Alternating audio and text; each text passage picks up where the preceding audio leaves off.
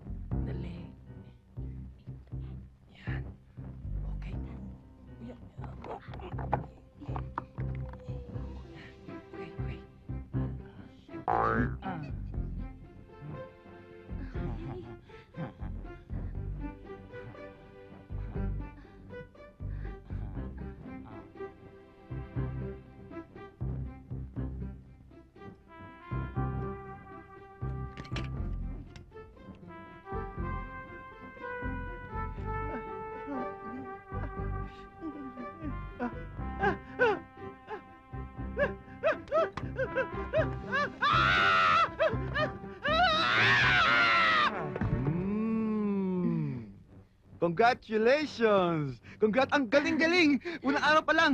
Unang araw, ikaw huli ang nakaw aking mga sausage! Thank you, sir. Pwedeng bitiwan niyo na ang kamay ko? Teka. Alam mo? Doon akong gantipala para bigay iyo. Tayo din na lang. Romantic candlelight. Mamaya ako, sundo ikaw. 7 o'clock. Hindi ho ako pwede ng 7 o'clock mamaya dahil magno-novena pa po ako. Novena? Religyoso ka, ah. Ganito, pagtapos novena, ako sundo ikaw, 8 o'clock. Ay, hindi pa rin ho ako pwede ng 8 o'clock dahil pagkatapos ng novena, magpe-prayer meeting pa po kami. Kano katagal ba iyong prayer meeting? 2 oras lang po yun, pero pagkatapos nun, magvi-vigil pa ho kami sa simbahan hanggang umaga na po yun. Pwede tayo breakfast. Ay naku, hindi pa rin ho pwede. Eh, bakit? Kasi magsisimba po ako sa umaga. First mass. Ha? Gusto niyo pong malaman kung anong gagawin ko pagkatapos ko magsimba? Hindi na. Hindi ka na imbitado. Hindi na.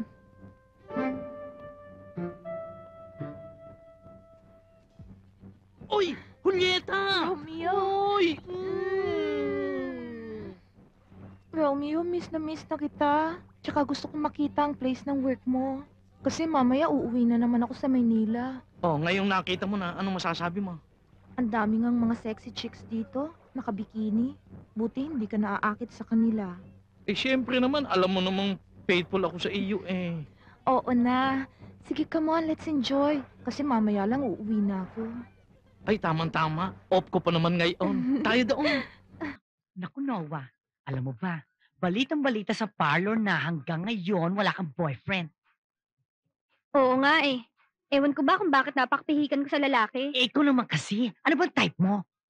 Gusto ko yung malaking tenga. Tsaka yung may sideburns. Tsaka kung magdamit siya yung para kay Elvis Presley, no? Naku, Noah. Para kay pinagtagpo ng pisang ko. Bakit naman? Dahil ang pisang ko, pagkalaki-laki ng tenga. May sideburns, wild and wild. At pang araw-araw na suot. Elvis na Elvis. Talaga? Oo. Pakilala mo naman siya sa akin, no? Paano?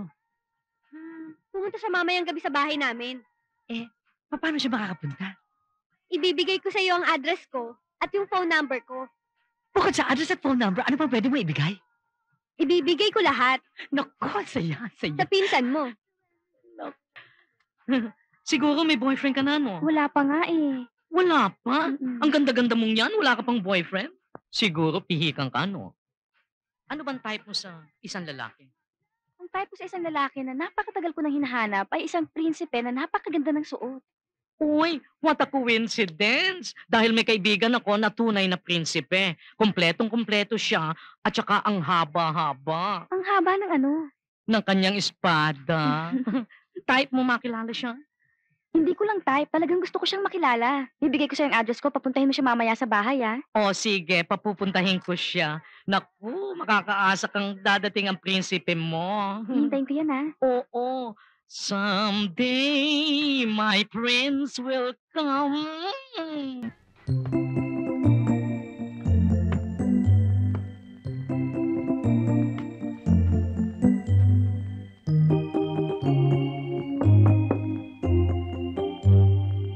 Tuloy.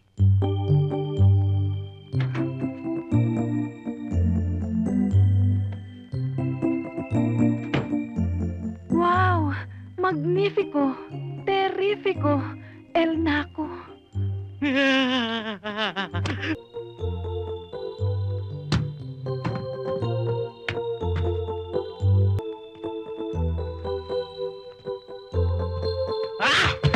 Ay!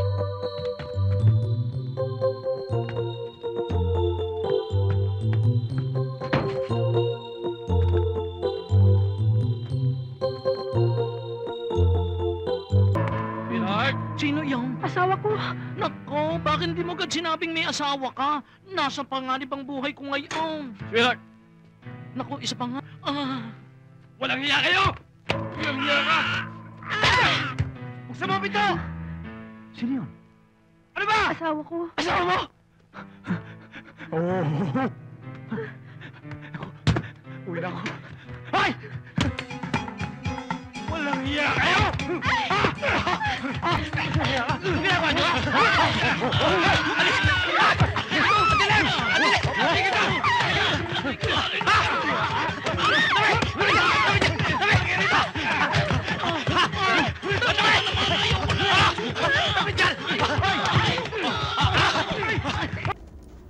Linayan! Magwayen.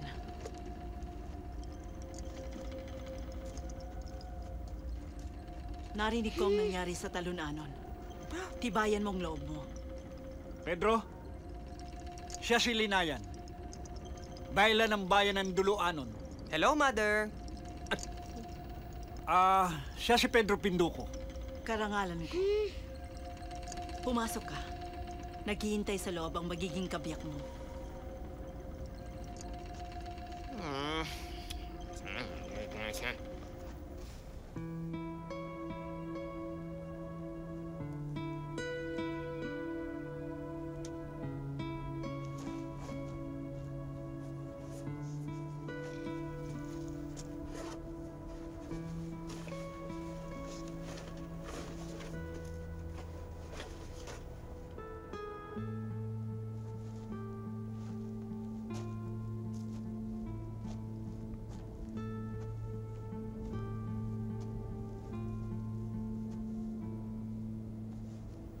Sa'yo na. Hindi ko maaaring tanggapin to. Masyadong mahalaga. 5 piso lang yan sa Divisoria. Sige na, tanggapin mo na. Kulang pa nga yan para sa mga problema binigay ko sa'yo eh. Sige na. Salamat.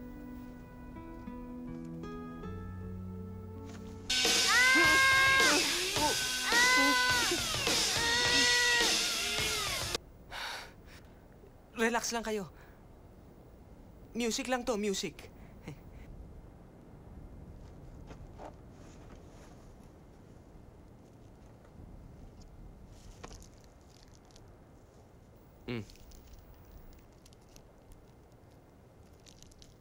Ano to? Kinakain yan. Oo, teka muna, binabalatan pa yan eh. Yan. Ano? Kinakain niyo yan? Oh, bakit? Dito sa amin, ginagamit yung pataba sa halaman. Iba yun. Ito, pampataba lang to. Sige na.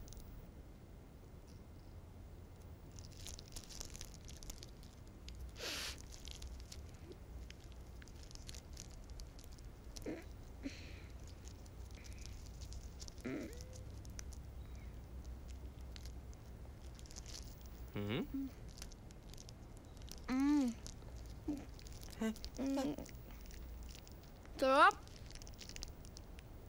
Thank you, ah. Ikaw, Gusto mo rin?